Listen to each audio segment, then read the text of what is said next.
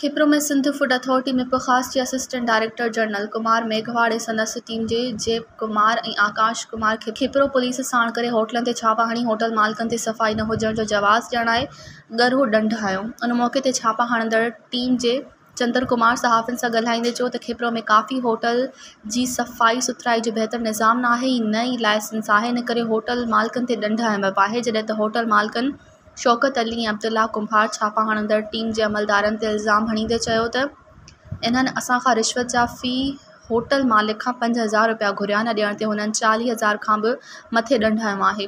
हुननि चयो त असां मिसकीन आहियूं। छापा हणंदड़ टीम जे अमलदारनि तमामु वॾो ॾंढ हणी असांखे परेशान करे रहिया आहिनि। हुननि मसपारनि समेत ॼाणायल खाते जे ज़िम्मेवारनि खां मुतालबो कयो त इहे कमेटी जोड़े पाण होटलनि जी सफ़ाई सुथराई ॾिसी फ़ैसिलो करे असां सां इंसाफ़ कनि।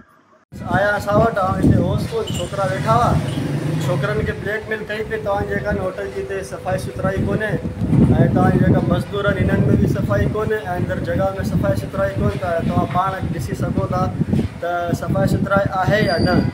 ठीकु आहे, पोइ सभु हिननि खे ॾेखारे पर कोन था मञनि। त हींअर आयो आहे, पोइ हींअर ॻाल्हायो हुननि सां, छोकिरनि खे हुननि खे ब्लैकमेल कई पियो कि तव्हां ते ॾंढ लॻंदो ₹1,00,000, अगरि तव्हां वधीक कंदो तव्हांखे थाणे वञिणो पवंदो। मुंहिंजो ठीकु आहे, भला तव्हां सां गॾु थाणे वञा थो, चई पोइ अगरि तव्हां ॾंढ कढो त ठीकु आहे कढो, मीडिया वारनि खे घुरायां थो, मीडिया वारनि साम्हूं जेको तव्हां ॻाल्हि करणी आहे करे वठो। ठीकु आहे, भले तव्हां हुनखे न घुराओ त इहो आहे तव्हां 20,000 रुपया ॾंढ ॾेई छॾियो, या त तव्हां अगरि हीअ बि नथा करे सघो त 5,000 रुपया खे ॾेई ऐं मामले खे हेॾा वॾा ख़तमु करे छॾियो। ऐं 20,000 जी ॾंढ हणी आहे, छाजे करे छो ॾंढ हयो?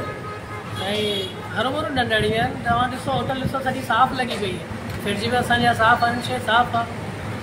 आहियां सिंध फूड अथॉरिटी मीरपुर ख़ास जे तरफ़ां। बेसिकली असांजो कमु आहे जेको फूड जेको बि खाधे पीते जा मर्कज़ आहिनि जे खाधा हलाईंदा उहे क्वालिटी वारो खाधो ॾियनि आवाम खे। आवाम पैसो ॾेई खाए थी, फ्री में कोन थी खाए। ऐं सिंध जे अंदरि स्पेशली मयार बिल्कुलु बि कोन्हे क्वालिटी जो। ऐं हाणे स्पेशली 2022 दौर में सभिनी खे ख़बर आहे हेल्थ हाइजीन केॾी इंपॉर्टेंट आहे। एतिरा डिज़ीज़ अची अंदरि त कोविड अची वियो आहे ऐं काफ़ी अहिड़ियूं शयूं आहिनि जेके बीमारियूं आहिनि, स्पेशली जीअं हेपाटाइटिस आहे, कुझु बि आहे, जेके वर्कर कमु कनि था उन्हनि जे थ्रू फैलिजंदियूं। त फूड बेसिकली हिकिड़ो मीडियम थी वियो आहे, सोर्स थी वियो आहे, जेको माना अगरि उन ते प्रॉपर अगरि असां सैनिटेशन हाइजीन अगरि न वारियूं त उहो माना बीमारियूं फैलाईंदो। त बेसिकली असां आया आहियूं, हिकिड़ो त इहो आहे त रेगुलराइज़ेशन करिणो आहे सभिनी कारोबार खे, फूड वारनि उनजो लाइसेंस ठाहींदो।